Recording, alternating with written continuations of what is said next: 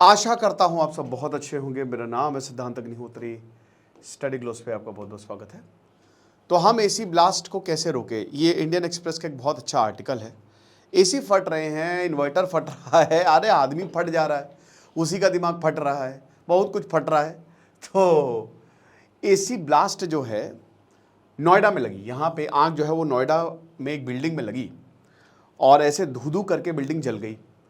कोई हताहत नहीं हुआ, अच्छा हो, कोई कैजुअलिटी नहीं हुई, बच गए ये लोग क्योंकि फायर सिस्टम बढ़िया तरीके से काम कर रहा था। लेकिन नोएडा का जो फ्लैट है उसमें एसी की वजह से आग लगी, ठीक है ना। Lotus Bollywood society of sector 100 chief fire officer Pradeep Kumar Choubey बताते हैं कि भाई जैसे ही ये हुआ तो तुरंत यहाँ सोसाइटी ने फ़ोन कर दिया कि आग लगी है, 10th फ्लोर पे आग लगी, जल्दी आ जाओ, आग लगा देंगे। तो उसके बाद फिर ये आए और उसके बाद बोला कि अभी कोई भी इंजरी और कैजुअलिटी नहीं हुई है। लेकिन एसी फटने की घटना दोस्तों होती रहती है। हम रात में एसी ज़्यादा चलाते हैं, दिन में भी चलता है, दोपहर में। अब एसी चलता रहता है, रात में सो रहे हैं, कुछ हुआ आपको पता नहीं, उड़ जाओगे, है ना। ऐसा पिछली बार एक बैंगलोर में हुआ था, कपल सो रहा था, उड़ गया, मर गए सब। तो हमको ध्यान देना पड़ेगा कि आखिरकार एसी क्यों फायर को कैच करता है। तो देखिए गर्मी भयानक पड़ रही है, 50 डिग्री सेल्सियस टेम्परेचर जो है वो हो रहा है लगभग। और जहां पे नहीं, आप देखिए अभी ह्यूमिड मौसम आने वाला है। अब अगले 20 दिनों में, मतलब आप ये समझिए कि 25 जून तक पूरा देश मॉनसून की बरसात में लिप्त। तो बारिश में मौसम अच्छा हो जाता है, नो डाउट। लेकिन जब बारिश होती है, अब हफ्ते में 1 दिन या 2 दिन बारिश होगी, उसके बाद तो फिर आपको उमस झेलनी है। और वो उमस वाला मौसम और ज़्यादा निचोड़ देता है आपकी बॉडी को, राइट। इस बार तो वैसे बारिश का बहुत इंतजार है यार। तो जो समर सीजन्स हैं वहां पे हमको एसी फटने के ज़्यादा, क्योंकि दिल्ली में भी 200 इंसिडेंट अभी तक आ चुके हैं। There are 200 incident of AC blast. तो जितना ज़्यादा टेम्परेचर होगा, इलेक्ट्रिकल अप्लायंसेस जो हैं वो उतना ज़्यादा यूज होंगे और उतनी ज़्यादा वो ओवर हीटिंग होंगे। 3 लॉ ऑफ थर्मोडायनेमिक्स हैं, right. First law, second law, third law. और थर्मोडायनेमिक्स एक ऐसा सब्जेक्ट है जो आपकी हीट से यूज रिलेटेड है, आपकी एनर्जी से रिलेटेड है, ठीक है। तो इस दुनिया में एनर्जी वेस्ट हो रही है और ये इररिवर्सिबल, आप उसको रिवर्स नहीं कर सकते, ठीक है। तो आपके अप्लायंस में भी, जो आप अप्लायंस यूज करते हो उसमें मान लीजिए कि 60 to 70% ही एनर्जी, 100% नहीं, वो बाकी वेस्ट ही हो जाती है, आधी एनर्जी वेस्ट है। अब हालांकि इस पर बहुत ज़्यादा फोकस चल रहा है कि इस एनर्जी को कैसे यूज किया जाए। तो अब इन सब में सबसे बड़ी प्रॉब्लम क्या आती है? हीटिंग की। इलेक्ट्रॉन्स के फ्लो की वजह से, रेजिस्टेंस की वजह से जो हीटिंग होती है, ओवर हीटिंग हो जाता है।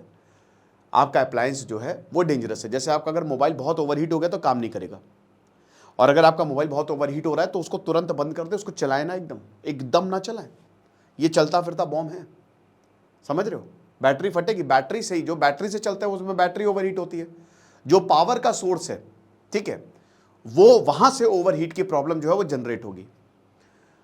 एटमॉस्फेरिक टेम्परेचर जो है उसमें बहुत बड़ा रोल प्ले करता है कि टेम्परेचर कितना है। अब अभी भयानक टेम्परेचर है तो ऑलरेडी गर्मी, ऊपर से अप्लायंस में भी गर्मी। एक और बहुत बड़ा रीजन है जो कि शॉर्ट सर्किट है। शॉर्ट सर्किट के सर्किट शॉर्ट हो गया, ठीक है, यानी कि सर्किट अगर पूरा है तो आसानी से करंट जाएगा। कहीं से ब्रेक हो रहा है, कुछ हो रहा है, तो वहां पे भी ओवर हीटिंग की प्रॉब्लम आ जाएगी और शॉर्ट सर्किट से आग लग सकती है। फिर सर्किट शॉर्ट है, सर्किट पूरा ही नहीं है, तो ना पूरा होने की वजह से दिक्कत हो सकती है। जब फ्लो ऑफ इलेक्ट्रिक करंट जो है वो किसी और ही डायरेक्शन में जाने लगता है, ठीक है, तो यही इसका मतलब होता है। What is electricity? Flow of electrons, right? So ये हमेशा डेंजरस नहीं होता, बट जब भी बहुत ज्यादा करंट आता है, अब ये बड़े बड़े अप्लायंसेस में, जैसे एसी में बहुत भयानक करंट आता है, ठीक है, तो वहां पे ये दिक्कत जो है वो प्रॉब्लम हो सकती है और भयानक हीट जो है वो जनरेट करता है। अब इसकी वजह से वायर मेल्ट हो गया। वायर मेल्ट हुआ यानी कि आपको इलेक्ट्रिसिटी, जो रास्ता था, मान लीजिए कि जैसे ट्रेन है, ट्रेन का ट्रैक है, अब ट्रैक वो पूरा है, लेकिन मान लीजिए अगर ट्रैक ही उड़ गया है तो ट्रेन गिर जाएगी ना, ट्रेन एक्सीडेंट हो जाएगा ट्रेन का। तो ऐसे ही आपके इलेक्ट्रिकल अप्लायंसेस होते हैं कि जो रास्ता है, जो वायर, अगर वही मेल्ट हो गए तो आपका फट जाएगा, क्योंकि पावर तो आ ही रही है ना, there is a power source. अरे ये लाइट नहीं जल रही, 1 मिनट, ओके। अब जो मिनिएचर सर्किट ब्रेकर होते हैं, एमसीबी जिसको बोलते हैं, कहते हैं ना एमसीबी गिर गई, ये बहुत ही बढ़िया होता है। जैसे अगर एमसीबी लगवा लो बेटा, बहुत इंपॉर्टेंट रहता है। मैं लगवा क्या लो, मैं भी क्या बोल रहा हूँ, आपके एसी में एमसीबी लगी होगी, राइट, आपके घर में एमसीबी लगी होगी, अगर नहीं लगी है तो अभी लगवा लो। एमसीबी में क्या होता है, जब बहुत ही हाई वोल्टेज या कुछ ऐसी प्रॉब्लम होती है तो एमसीबी अपने आप गिर जाती है, ठीक है ना, वो डिटेक्ट कर लेती है और अपने आप गिर जाएगी। इससे आपके अप्लायंसेस, आपका घर जो है वो बचा रहता है, ठीक है ना। तो दे आर इंस्टॉल्ड ताकि जो सर्किट है जैसे ही ओवरलोड डिटेक्ट होता है वो तुरंत गिरेगा, ड्रिप कर जाएगा। और इस समय क्योंकि ओवरलोडिंग की प्रॉब्लम बहुत ज़्यादा है, क्योंकि गर्मी है, गर्मी में अप्लायंसेस तगड़े यूज होते हैं, सर्दियों में अभी कोई दिक्कत नहीं होगी, इनफैक्ट अभी जब बारिश होगी तो भी ओवरलोड जो है वो कम हो जाएगा, गर्मियों में ज़्यादा है। तो एमसीबी जो है बायोमेटालिक स्ट्रिप होती है जो कि सेंसिटिव होती है, तुरंत जैसे हीट डिटेक्ट करेगा नीचे गिरेगा वो। बहुत ज़्यादा करंट आएगा थ्रू द सर्किट तो उससे में बायोमेटालिक सर्किट गर्म हो जाती है और उसके बाद फिर ये नीचे चला जाता है, तो डिफ्लेक्शन होता है। तो आप एमसीबी लगवा सकते हैं। कई बार एमसीबी में भी फॉल्ट हो जाता है जिसकी वजह से मैकेनिज्म काम नहीं करता है और दिक्कत आ जाती है। 60% जो फायर होती है वो इलेक्ट्रिकल शॉर्ट सर्किट की वजह से होती है, ये दिल्ली में बताया है, ठीक है। जो दिल्ली डिपार्टमेंट का गवर्नमेंट डेटा है वो ये बताता है कि 60% जो आग लगती है वो शॉर्ट सर्किट की वजह से होती है, ओवर हीटिंग की वजह से होता है, ओवरलोडिंग की वजह से होती है, या फिर नॉन स्टैंडर्ड अप्लायंसेस। देखो, सस्ता मत लो, महंगा लो, महंगा रोए एक बार, सस्ता रोए बार बार। तो अगर कोई आप नॉन स्टैंडर्ड, सब स्टैंडर्ड कोई चीज यूज कर रहे हो तो उसमें खतरा वैसे भी ज्यादा है भाई। वो कॉस्ट कटिंग कर रहा है बंदा। एसी तो अच्छे ही लो, बढ़िया लो, अच्छे से रिसर्च करके लो, ये जरूरी हो जाएगा।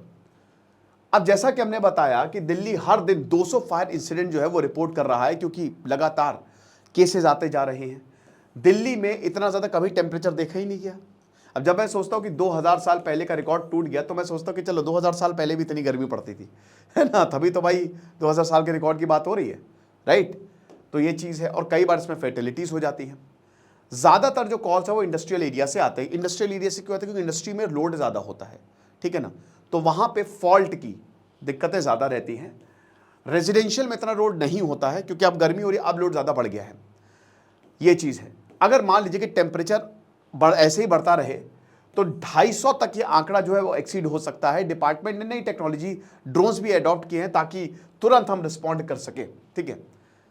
अब इश्यूज क्या क्या है जो आपको एसी में देखने हैं, सबसे इंपॉर्टेंट चीज है। देखिए, सबसे पहले तो कोई एसी नहीं, अगर कोई कहीं पे भी आपको अनयूजुअल नॉइज देखने को मिले, एसी में कोई ऐसी आवाज जो नहीं आनी चाहिए, एसी बहुत साइलेंट होते हैं, भड़बड़ भड़बड़ बड़ा ऐसा कुछ आ रहा है या कुछ दिक्कत हो रही है तो आप तुरंत उसको चेक करवाएं, क्योंकि हो सकता है उसमें कोई मैकेनिकल इश्यूज हो। साथ ही साथ मान लीजिए कि आपकी कूलिंग नहीं हो रही है सही से, अब इसके लिए आप क्या करेंगे? कुछ नहीं करना है, आपको एसी का वेंट खोलना है। कुछ नहीं, आप ऊपर चढ़िए, एसी का वेंट खोलिए, 2 फिल्टर होंगे वो निकाल लीजिए। अगर एयर फ्लो कम आ रहा है उस फिल्टर को साफ कर लीजिए, पानी से धो लीजिए, अच्छे से साफ कर लीजिए, बाहर सुखा दीजिए, वापस लेके आई लगा दीजिए। होता क्या है कि अगर मान लीजिए कि एयर कूलिंग हो रही है, बहुत डस्ट, बहुत जल्दी डस्ट, क्योंकि एसी सब कुछ खींचता है, तो फिल्टर इसीलिए होता है ताकि वो अंदर ना चला जाए डस्ट। तो फिल्टर पे बहुत सारी डस्ट, गंदगी जम जाती है तो एयर बाहर नहीं जाएगा, अंदर ही ट्रैप हो जाएगा, जिसकी वजह से ओवर हीटिंग की प्रॉब्लम आ सकती है। तो सबसे पहले आप अगर ये देखिए कि कूलिंग सही नहीं हो रही तो फिल्टर को निकाल के साफ कर ले। अब फिल्टर को कब कब निकाल के? 2 हफ्ते में या 20 दिन, 15 से 20 दिन में आप फिल्टर को, या 15 दिन ही आप मान के चलिए, साफ कर लीजिए। अब इससे होगा क्या? 2 फायदे, एक तो आप सेफ रहेंगे, दूसरा क्या कूलिंग मिलेगी आपको। अगर आपको लग रहा है कि आप कैसे एसी कूल नहीं कर रहे, यही प्रॉब्लम है, मैक्सिमम टाइम यही प्रॉब्लम होती है, राइट। फिर उसके बाद अपने आप ऑन हो जा रहा है, अपने आप ऑफ हो जा रहा है, या थर्मोस्टैट में मैल फंक्शनिंग हमको देखने को मिल रही है, तो ये भी एक इंडिकेशन है कि एसी आपका सही तरीके से काम नहीं कर रहा है। उसके बाद जैसे जलने की महक आती है ना, उस तरीके का अगर आप देखिए ऐसे ही नहीं फटता है, there are science and we Indians tend to ignore those science. हमारी आदत है कि चलो यार जब होगा तब देखेंगे, लेकिन मत देखिए ऐसा, ये हादसा हो सकता है। साइंस होते हैं जिसकी वजह से, मतलब ऐसे कुछ नहीं फटेगा, पहले वो आपको संकेत देगा, ठीक है, और उसके बाद ये दिक्कत होगी। बहुत ही ज्यादा बुरी किस्मत हुई तभी फटता है। तो इसमें अगर कोई ऐसे मतलब कोई तार की जलने की महक आ रही है, कुछ हो रहा है, तो तुरंत जो है उसको ऑफ कर दे।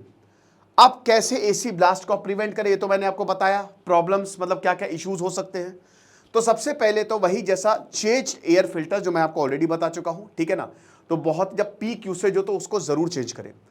आउटडोर यूनिट 600 घंटे जैसे ही हो जाए तो आपका जो आउटडोर यूनिट है ना, क्योंकि वो हीट फेंकता है बाहर, ठीक है, तो एक तो जैसे मान लीजिए कूड़ा कचरा है वो कंडेंसर कॉइल्स को ब्लॉक कर सकता है। अब अगर ऐसा होगा तो अगेन ओवर हीटिंग प्रॉब्लम होगी। अब ओवर हीटिंग प्रॉब्लम हुई तो दिक्कत है, तो आप उसमें जो है वो वाटर, जो बाहर का कंडेंसर है ना, उसको कुछ नहीं करना, बस पानी से आपको पंखे को ही धो देना है, ठीक है। इसमें बेस्ट है सर्विसिंग करवा लो 600 घंटे जैसे आपके पूरे हो जाएं तो आप सर्विसिंग करवा लो एसी की, सबसे बढ़िया है। अब 600 घंटे बोलेंगे सर 600 घंटे तो 15 दिन हुए, अबे तो 24 घंटे थोड़ी ना चलता है। आप मान के चलो कि एसी कितना चलेगा, 6 से 7 घंटे मैक्सिमम पीक डिमांड में, बहुत ज़्यादा से ज़्यादा 10-12 घंटे, ठीक है।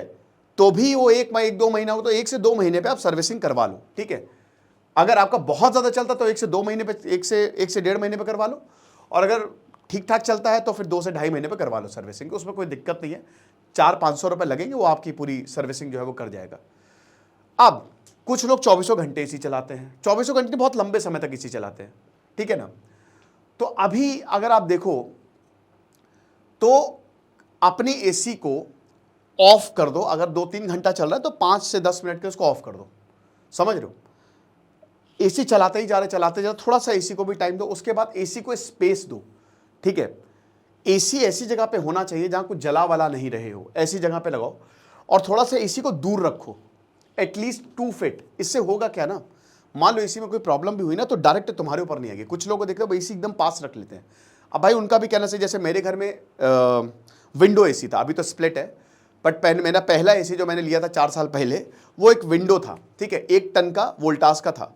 तो अब क्या हुआ कि हमने, वो बहुत ठंडा करता था लेकिन बहुत ठंडा कर देता था, तो हमने क्या किया था कि बेड था और एकदम विंडो के पास रख लिया था, ठीक है। बाहरी उसका कमरे के बाहर ही था डेफिनेटली, बट विंडो के पास, तो उससे क्या होता था, ठंडा तो बहुत हो जाता था लेकिन ये आइडियल सिचुएशन नहीं होती है, तो कोशिश करें थोड़ा सा दूर।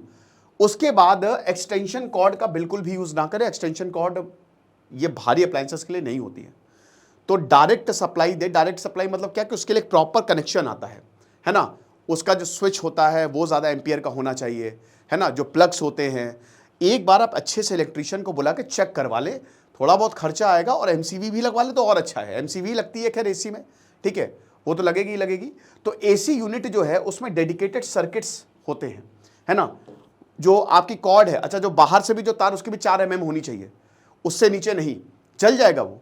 तो एक्सटेंशन कॉर्ड जो है, क्योंकि एसी अच्छा खासा, भाई आप 2 एसी चला रहे हो तो 4 किलोवाट गया, तो इसीलिए ओवरलोड हो जाता है और इसकी वजह से प्रॉब्लम हो जाती है। फिर उसके बाद प्रोफेशनल्स को ही बुलाएं, खुद बहुत हीरो ना बने, साफ कर ले ये वो, फिल्टर साफ कर लो कोई दिक्कत नहीं है, हाँ आप अपने उसका पंखा भी साफ कर लेते हो, लेकिन अगर प्रॉब्लम आए तो आप प्रोफेशनल्स को ही बुलाओ, और अच्छे प्रोफेशनल को। जैसे मैं आपको बताता हूँ, मेरे एक जानने वाले, उनका एसी खराब हो गया। अब एसी खराब हुआ तो उन्होंने ऐसे लोग को बुलाया जो बहुत ज़्यादा प्रोफेशनल ही थे, तो 8,000 भी ले गया और कुछ हुआ भी नहीं। फिर उन्होंने कंपनी वाले को ही बुलाया, थोड़े बहुत ही पैसे ज़्यादा देने पड़ेंगे ना, 200-300-400 ज़्यादा देने पड़ेंगे, लेकिन वो आपका, वो कंपनी से हैं, कल को कोई प्रॉब्लम होती है आप कंपनी पे क्लेम मार सकते हो, ठीक है ना। तो वो बहुत अच्छे से सफाई करते हैं, बहुत देख दाख के सफाई करते हैं, ठीक है। तो ये अगर आप कंपनी, जिस कंपनी का एसी है, अगर आप उसी कंपनी से इंजीनियर या जो भी बुलाओगे तो वो सही रहेगा। उसके बाद रेफ्रिजरेंट, देखो एसी में क्या होता है, गैस होती है, आपका ठंडा कैसे होता है, एसी आपकी जो पूरा उसकी बनावट होती है, मैंने एक बहुत अच्छा वीडियो बनाया था एसी काम कैसे करता है, तो पीछे बहुत सारी कॉइल्स होती हैं, ठीक है ना, और वो गैस की वजह से जो है वो आपको ठंडा करता है। आपको जो ठंडी हवा मिलती है वो गैस की वजह से मिलती है।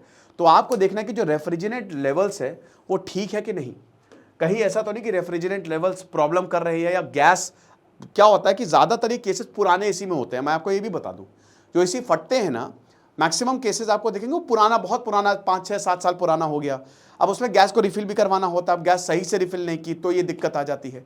तो इसीलिए जब भी आप गैस रिफिल की बात करें या रेफ्रिजरेंट की बात करें, तो अगर वो वहाँ पे कोई भी लीकेज हो तो वो गैस निकल जाएगी, और ओवर हीटिंग की वजह से गैस इन्फ्लेमेबल फट जाती है वो। अब प्रिकॉशंस क्या लें एसी रिलेटेड फायर्स को लेके? सबसे पहले तो देखो, जो आउटडोर यूनिट है आपका उसको ढक दें, ठीक है ना, कोशिश करें कि उसको शेड में रखें, धूप पे ना रखें, और नहीं तो उसको ढक दे तो ज़्यादा सही रहेगा। फिर उसके बाद जो इंडोर हीट सोर्सेज हैं उसको आप कम से कम रखें, ठीक है, ताकि जो एसी पे लोड है वो बहुत ज़्यादा ना आए। फिर उसके बाद थर्मोस्टैट सेटिंग, भाई एकदम से 16 पे मत चलाएं। कुछ लोग आते हैं टर्बो ऑन कर दिया, 16 पे ऑन कर दिया, ना ना ना ना, आइडियल टेम्परेचर है 24 डिग्री सेल्सियस, उस पर चलाएं, नहीं तो 20 कर लें। थोड़ी देर में क्या हो, जैसे मान लो, जैसे पहले आप 24 पे ही चलाएं या 22 पे चला लें या 23 पे चला लें, फिर उसके बाद 10-15-20 मिनट बाद आप उसको टर्बो कर दें, ठीक है। उसके बाद टर्बो जब एक बार आपका रूम ठंडा हो जाए फिर उसको ऑफ भी कर दें, राइट। तो थर्मोस्टैट सेटिंग्स को थोड़ा सा आप ध्यान दें ताकि चीज़ें ठीक हों। देखिए अपनी मतलब सावधानी हटी दुर्घटना घटी, और अपनी जो सुरक्षा है ना वो अपने ही हाथ में है। तो ये मेरा तो कर्तव्य है आपको बताना ये सारी चीज़ें। तो अगर इतना फॉलो कर लेंगे तो सब कुछ बढ़िया है, ठीक है, डरने की कोई बात नहीं है ना। 2050 के आसपास भारत में 100 करोड़ एसी हो जाएंगे, है ना। भारत में इस समय एसी के मामले में भारत नंबर 1 देश है। अभी 15 करोड़ के करीब लोग जो है वो एसी यूज़ करते हैं, ठीक है। अभी बहुत है, 90% लोगों के एसी नहीं है, लेकिन आधे से ज़्यादा भारतीयों के पास एसी होगा 2050 तक, क्योंकि गर्मी बढ़ती जा रही है तो पीक डिमांड बढ़ेगी ही। तो इसीलिए थोड़ा सा ध्यान देना है आपको। खुश रहिए, पढ़ते रहिए। दिस इज सिद्धांत अग्निहोत्री, साइनिंग ऑफ।